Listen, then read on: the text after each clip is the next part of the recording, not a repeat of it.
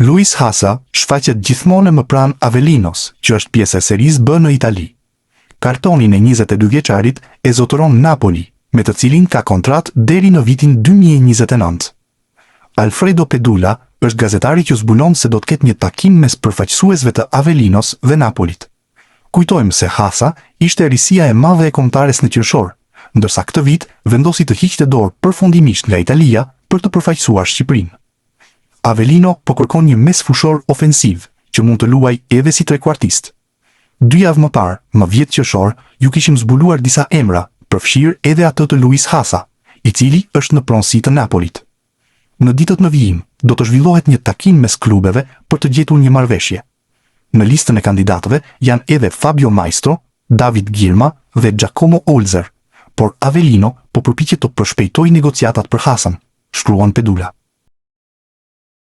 Sivasspor ndodhet në një situatë serioze financiare dhe organizative, ku drejtues të klubit kanë paralajmëruar një afat kritik prej rreth 10 ditësh për shlyerjen e detyrimeve ndaj futbollistëve. Nëse pagesat nuk kryen brenda këtij afati, lojtarët mund të përfitojnë të drejtën e zgjidhjes së njëanshme të kontratave, gjë që do ta çonte klubin në një krizë edhe më të thellë, me rrezik real të humbjes së pjesës më të madhe të skuadrës. Në qendër të kësaj situate është edhe sulmuesi shqiptar Rej Manaj, për të cilin raportohen pagesa të prapambetura. Nëse detyrimet financiare nuk shlyen brenda afatit ligjor, edhe ai mund të aktivizojë të drejtën për të prishur kontratën në mënyrë të njëanshme. Brenda klubit flitet për një situatë emergjente, ku dështimi për të vepruar në kohë mund të çojë Sivassporin drejt një krize të thellë sportive dhe financiare, me pasoja që rrezikojnë seriozisht stabilitetin e tij për sezonin e ardhshëm. Vetëm pak ditë më parë, në media turke u raportua se pritej largimi i Manajt, për shkak se klubi e kishte të vështirë të përmbushte kërkesat e tij financiare, dhe me sa duket, largimi tashmë është zgjidhja e vetme. Kristian Aslani është në udhkryq gjatë kësaj vere, pasi nuk ka ende të qartë se ku do të vazhdojë karriera e tij. Nëse një vit më parë ishte mesfushori ai që i diktonte kushtet Interit për një largim të mundshëm nga Zikaltrit, tani janë këta të fundit që diktojnë gjithçka, duke i krijuar jo pak probleme futbollistit. Sipas mediave italiane, vendimi i Interit është që të shes përfundimisht kartonin e Aslanit dhe jo të lejojë më huazimin me të drejtë blerje. Ka disa klube të interesuara për të transferuar mesfushorin, mes të cilëve Cagliari, i cili ka kërkuar informacione rreth tij.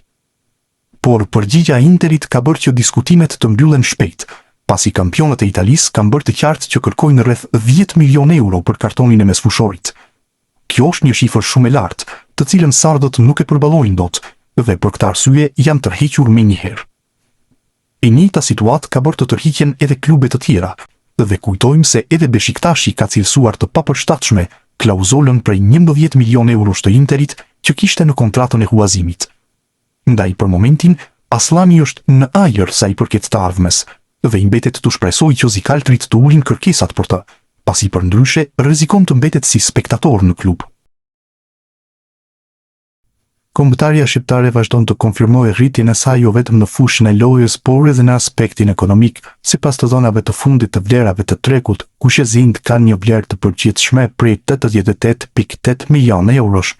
Mesfusha rezulton në reparti më i kushtueshëm i ekipit, ndërsa disa prej futbollistëve më të rinj të kombëtarës vijojnë të rrisin ndjeshëm vlerën e tyre në tregun evropian. Në krye të listës qëndron Anis Mehmeti, i cili është aktualisht lojtari më i shtrenjtë i skuadrës, ndërsa në fund të renditjes gjenden futbollist me eksperiencë dhe role më të kufizuara në përfaqësuese.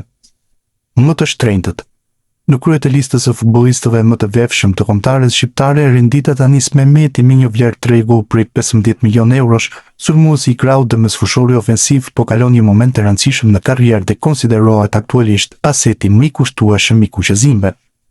Pas tij vjen Kristian Aslani me 12 milion euro, mesfushori organizator mbetet një nga lojtarët më të rëndësishëm të Shqipërisë dhe një nga emrat me potencialin më të madh për të rritur më tej vlerën në vitet e ardhshme. Podiumi plotësohet në sulmuesi Mirlind Daku me 9 milion euro, i cili ka fituar terren fal paraqitjeve të mira dhe golave të shënuar. Më pas vin Mario Mitaj me 6 milion euro dhe Armando Broja me 5 milion euro. Lista e 10 futbollistëve më të shtrenjtë plotësohet në Luis Hasa dhe Christian Shpendi me nga 4.5 milion euro secili, ndërsa Berat Gjimshiti dhe Myrtu Uzuni vlerësohen me nga 4 milion euro. Në vendet pasuese renditen Julian Shehu me 3.5 milion euro. Vlerat më të ulta. Në anën tjetër të renditjes gjenden lojtarët me vlerat më modeste të tregut. Mbrojtësi Nasser Ali rezulton futbollistin me vlerën më të ulët me semrave të paraqitur me 300.000 euro, pastaj renditet portieri Panochirko me 400.000 euro, Simon Simoni, Arlinda Jeti dhe Bujar Plana kanë secili nga 600.000 euro vlerë tregu, ndërsa portieri Alen Sherri vlerësohet me 800.000 euro. Këto shifra nuk reflektojnë domosdoshmërisht të rëndësinë e tyre në grup, por lidhen kryesisht me moshën, kampionatin ku aktivizohen dhe perspektivën e shitjes në tregun ndërkombëtar të transferimeve. Vlera sipas reparteve. Analiza e skuadrës sipas reparteve tregon qartë se forca ekonomike e kombëtares shqiptare ndodhet në mesfush. Ky repart ka një vlerë totale prej 43.6 milionë eurosh, duke përbërë pothuajse gjysmën e vlerës së përgjithshme të ekipit. Sulmi identitetit tyti me 26.9 milionë euro falemrave si Mirlin Taku, Armando Broja, Myrto Uzoni dhe Kristian Shpendi. Kjo tregon se Shqipëria ka ndërtuar një repart ofensiv me potencial të konsiderueshëm për të ardhmen. Mbrojtja ka një vlerë totale për 16.5 milionë eurosh, ku peshën kryesore e mbajnë Mario Mitaj dhe kapiteni Berat Gjimshiti, ndërkohë portierët profesorë repartin me vlerën më të ulët me vetëm 1.8 milionë euro në total. Kur analizohet përbërja kombëtare shqiptare nga aspekti financiar, bie në sy dominimi mes fushës e cila profeson repartin më të vlefshëm të skuadrës. Futbollistët e këtij sektori arrin një vlerë totale prej 43.6 milionë eurosh, gati gjysma e gjithë vlerës së ekipit. Pranija e emrave si Anis Mehmeti, Kristian Aslani dhe Luis Hasa ka bërë që mes fushat të jetë zemra jo vetëm e lojës së kuqezimve, por edhe pasurisë së tyre në tregun e transferimeve. Pas mes fushës vjen reparti ofensiv, i cili kap shifrën e 26.9 milionë eurove.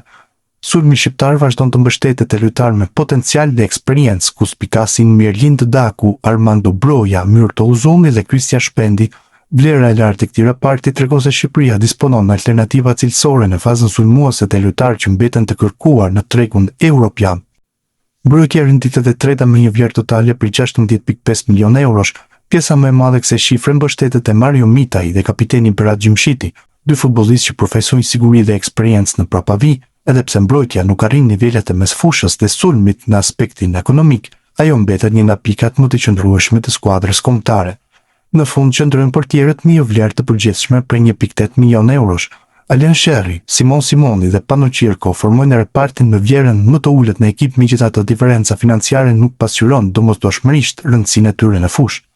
Në total, kombëtarja shqiptare arrin vlerën e 88.8 milionë eurove, ndërsa mosha mesatare për 27.4 vjeç tregon se kuqezimtë kanë arritur një ekuilibër mes eksperiencës dhe potencialit për të arritur më tej vlerën e tyre në vitet e ardhshme.